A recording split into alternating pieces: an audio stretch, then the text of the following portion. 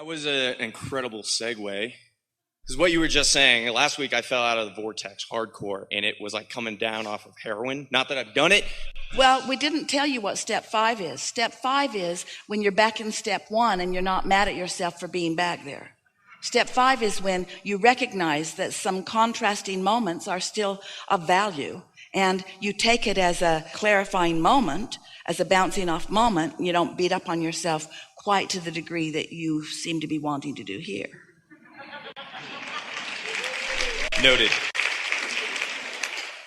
Anyway, I took to meditating, becoming present, and moment by moment throughout the rest of the evening and the next following days, I was very focused on my inner body awareness, my breath, kind of crazy, like really focused on it. And what I just noticed was such a spaciousness in my own consciousness. Did it feel to you that that focus was receiving focus or projecting focus? This is the distinction that we want you to feel. Were you thinking or were you receiving?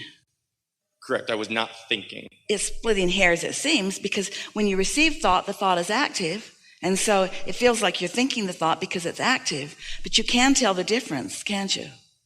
Yes, Yeah. Absolutely. Yeah. And what did it feel like? Through the couple days, I felt my energy slowly with this momentum start to build more and more. I was clearing out a lot of junk thought that just kind of floats around in my mind.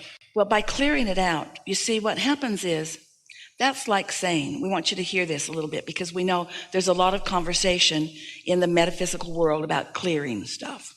But we want you to just consider this. When you tune your radio dial to a specific station, do you announce to the other people in your car, hold on, I'm going to clear out all the other stations. I'm clearing them all out. I used to listen to rock and roll, and I used to listen to country music, and I used to listen, but I don't listen to that anymore. I've cleared that all out. Now I'm just listening to that. You don't say that, do you? Because tuning to this is not tuning to that. So when you're tuned to this, all that's cleared out. But what you mean is, in the process of tuning, it feels like you're tuned here and here and here and here and here and here and here and here. And then the less you tune to this, the more it feels like you're clearing that out. But we're just saying to you that the way you clear unwanted out is by focusing on wanted. It is really that simple. And the way you do that is by reaching for more satisfaction in the thought. I hadn't focused on thought at all. I was focused on the spaciousness between the thought. So what you're saying to us, and in doing so, unwanted things cleared. Correct. I let go of So you didn't mean you were clearing them out. You meant I was not focused upon them, Correct. And therefore they were deactivated. Exactly. Ooh, that's a really good distinction, isn't it? Yes. It's Yeah. amazing. Yeah. I hit a sales goal record. Because clearing them out is thinking, and thinking doesn't clear them out. When you're not going to think about that thing that you don't want to think about anymore, you're thinking about that thing that you're not wanting to think about anymore. And the more you think about it, the more you say, I'm not going to think about that anymore, but you're thinking about it anyway, but you don't want to think about it. That's not clearing. Really good. What I was just going to say, the manifestations that came from that were crazy. Like I was just saying, I hit a sales goal record for the company. I had an amazing weekend. I had just everything. You're in that receiving mode, and it's just playing out one thing after another. Like you said, an avalanche of good things coming, and it just absolutely showed me it's like, it's not so much about, I used to cram so many positive thoughts, get up, okay, got to get the momentum, got to get it going. That's thinking. You can think a thing one time, it is there, and get out of the way. You thought your vortex through contrast into this magnificent creation. And when you chill and it expresses itself to you in a way that you receive it, that's a whole other experience, isn't it? Yeah. And then your thoughts are just observing the good life that's coming. Totally. Yeah. This is really intense. Yeah. Well, you know what we're doing with you? Because you're so on it, we're fine-tuning with you. We're not correcting anything. You know all of this. We're just helping you to find words that are matching what you've been doing. Do you think you're a master of step 4? Do you think you're a master of step 4? We do. We think that you are often enough feeling good. Do you know how you really master step 4? Which then leads to step 5, which means you don't beat up on yourself when you have a contrasting moment. The way you master step 4 is by acknowledging the difference between, from wherever you are, a thought that feels more satisfying or less satisfying. And you always lean to what feels more satisfying. You don't try to think it all the way out. You don't try to project it into a bonus or into an acknowledgement from the company. It's just your personal satisfaction. The rest follows. You mean like I've become very sensitive to where in any moment which direction I'm leading? Yeah, because momentum is such an important part of this process of creating. So many people, they know what they want, and it's like putting an engine on a train that's going that way. But then they know where they are, and it's like putting an engine on the same train going the opposite direction. So they've got a sort of tug of war going on. And if you're sensitive to the way you feel, then you do less of the resistant thinking. You catch it in the earlier stages when it's easy to just let go of it. But if it gets some momentum, then it's a harder process of thinking. And that's what you're in the process of doing now. Your sensitivity is helping you to let go of the unproductive or the unhelpful thoughts earlier.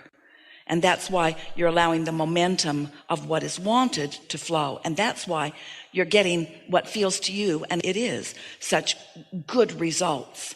But the results that we want you to measure are not so much what plays out in the manifestation, like the highest sales goal that the company's ever had. That's nice, but that's not what we want to ring your bells. We want the fun and satisfaction along the way to be what's ringing your bells. You could come in last. It still could have been a pleasing experience. Well, that's what it's like. It's getting to that point where I know that as soon as I get the next thing, I'm going to get over it and I want the next thing. And I just love being in that, as you call it, the sweet spot. Yeah. Just that constant receptive mode. And I kind of played it as an experiment last week. I was like, okay, I'm just going to really back off the thinking so much.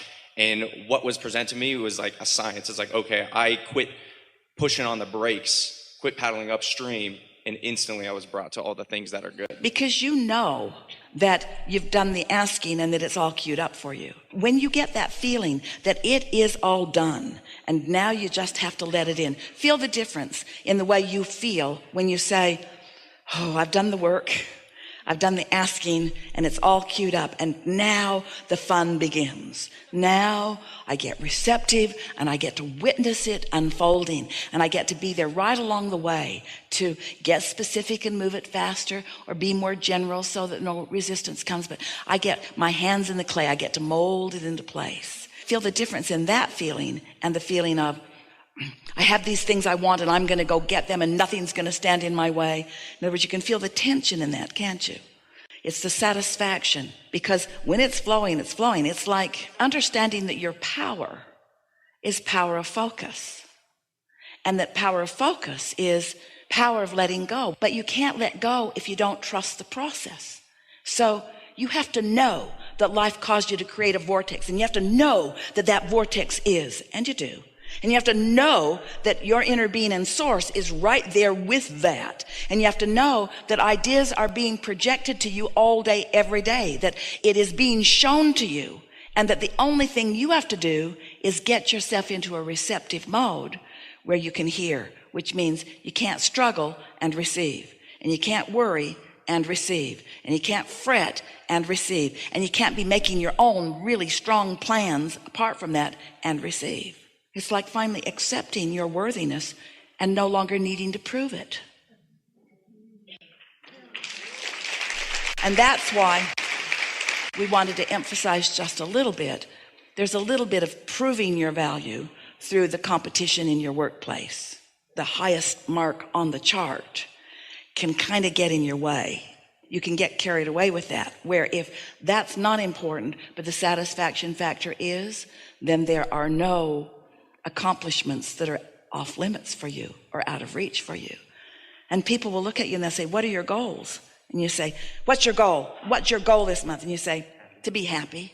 And they say, no, dummy, what's your goal? How much are you going to sell this month? Enough to keep me happy. I need a figure. I need to know how much and when. I need to know how much and when. I need to hear your goals.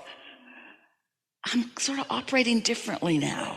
I sort of have an unlimited goal that if I said it to you, you wouldn't understand it. It's like there are no limits for me. I don't want to speak a goal that you might think is rational, because my goals like that would seem irrational to anyone who doesn't understand how this works. Don't say any of this out loud to anybody.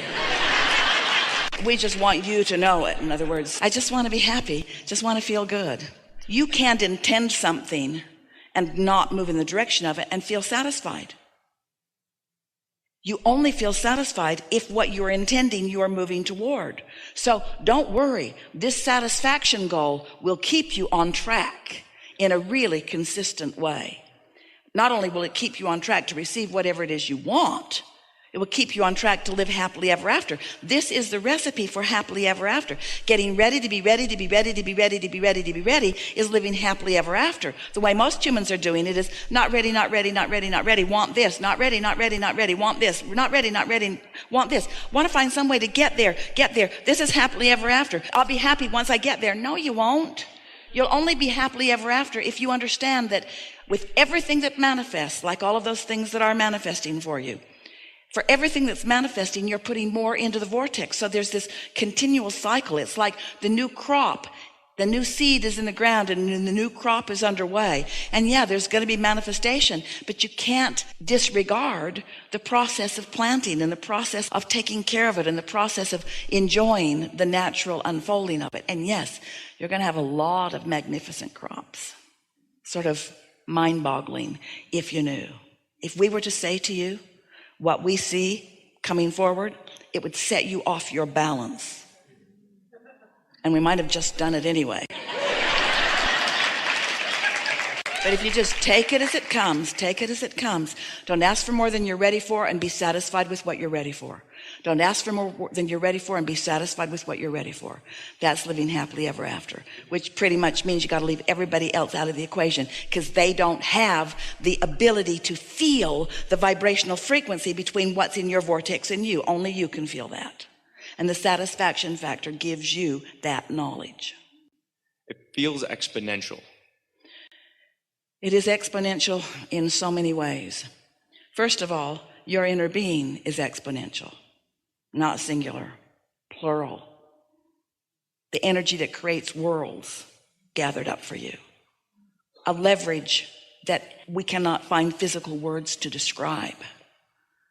So sometimes when you look at something that is that big, it kind of blows you out of the water and you don't accept it. But when you just be ready for what you're ready for, then you allow yourself to ease in to the exponential power of universal forces.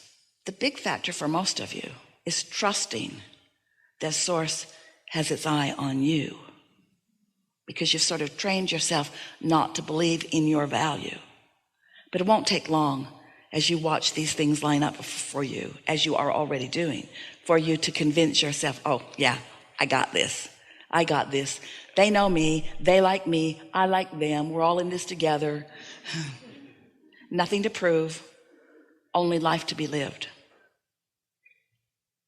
You see, when you really get it, that you are source energy and that this is the leading edge, and that the source energy that we are describing as your inner being is enjoying this leading edge manifestation that you are providing, then you stop being a humble human who is trying to find blessings from someone that you believe has already got it all figured out. And you understand that we are all really all in this together, and that through you, the creation is continuing. And once you get that, so that there is a love and appreciation of all that is, but there's not a humility that takes you to a place of not letting yourself be the manifester of all that Source is flowing. You follow that? That feeling that I am less than and you are more than keeps you from being in the receiving mode. But when you meditate or appreciate those resistant thoughts away so that your vibration rises and you are equivalent to your Source. Did you hear that? You can't be humble and less than your Source and be in the receiving mode. We've not said that before. Did you hear it? You have to be equivalent to your Source to be in that receiving mode. Ooh. We think this is a good time for a segment of refreshment.